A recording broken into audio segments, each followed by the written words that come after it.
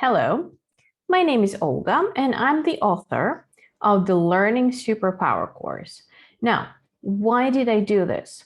Why did I develop this course? Well, because about 5 or 6 years ago, it became very obvious that the person who is able to work with a vast amount of information, able to learn fast and memorize fast, will have a head start and will have a competitive advantage over his or her peers, not just in learning, not just in entering the best schools and universities, but also in the workspace.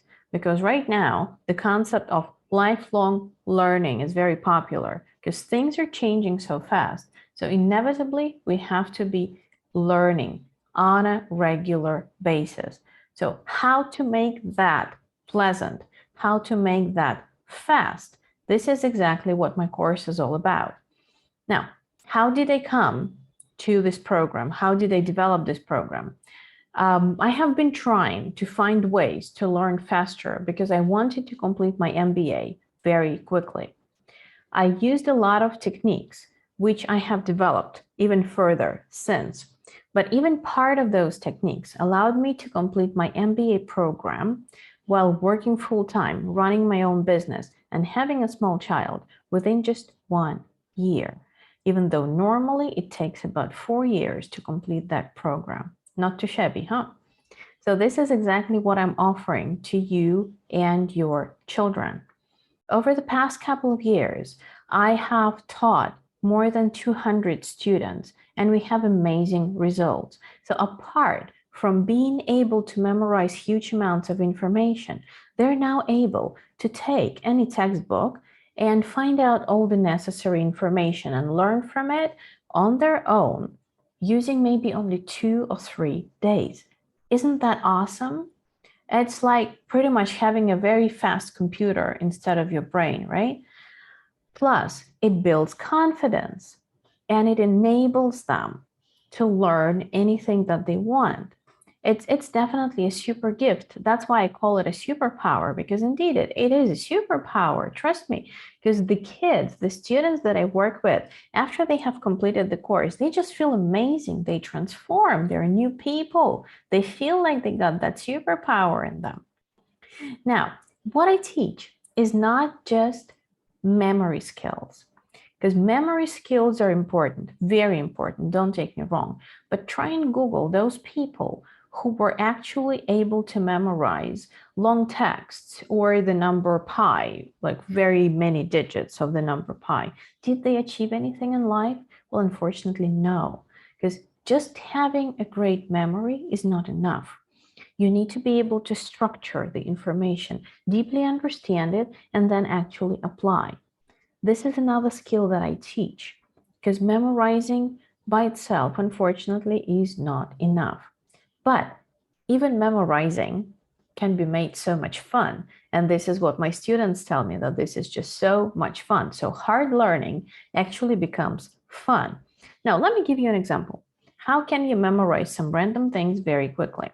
And then I'll show you. Those were not random things, actually. Okay. So imagine a bottle of water, just any regular bottle of water. Then, in your imagination, tie it up to a helium balloon and try to fly it. I would imagine it won't fly very far.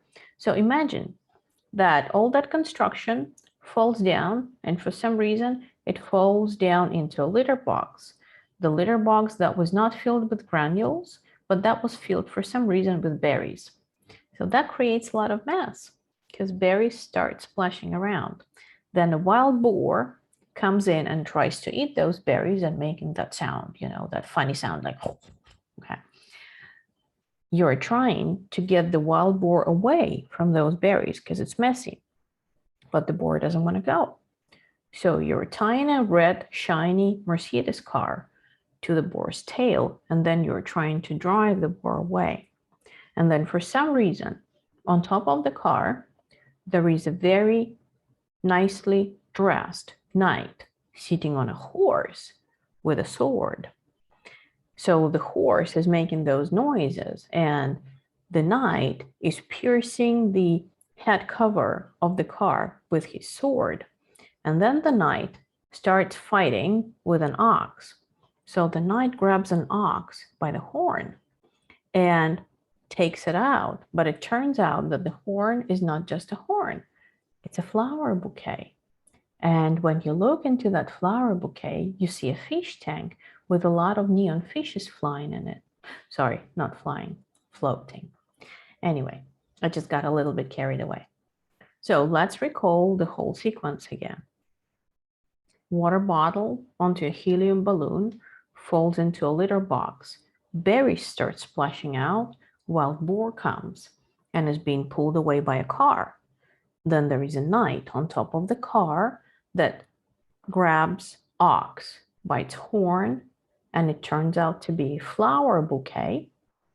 And then in the flower bouquet, there is a fish tank with neon fishes. Now, guess what we just memorized? Let me show you. Okay. So on my screen, you should be able to see a list of elements of periodic table. So water bottle, hydrogen, right? So that's pretty straightforward. Then helium balloon, helium. Litter box, lithium. Berries, beryllium. Boron, wild boar. Carbon, car. Nitrogen is the knight on top of the car. Oxygen is an ox. Fluorine, flower. And neon are those fishes. Every time I do this exercise with my students, they have so much fun. They just love it because learning, instead of being boring and difficult, becomes so much more fun. So this is just one example of what we do during classes. So it develops imagination, and imagination is a vital skill right now as well because it boosts creativity. And in order to be competitive with the machines, right, you need to have creativity because machines can do so many things right now, but one thing they cannot is being creative, right? So I really hope you enjoyed this small video, and I really hope to see you at my classes where your kids, where students will learn how to get a learning superpower and have a superpower of their own. I hope to see you, and thank you for watching.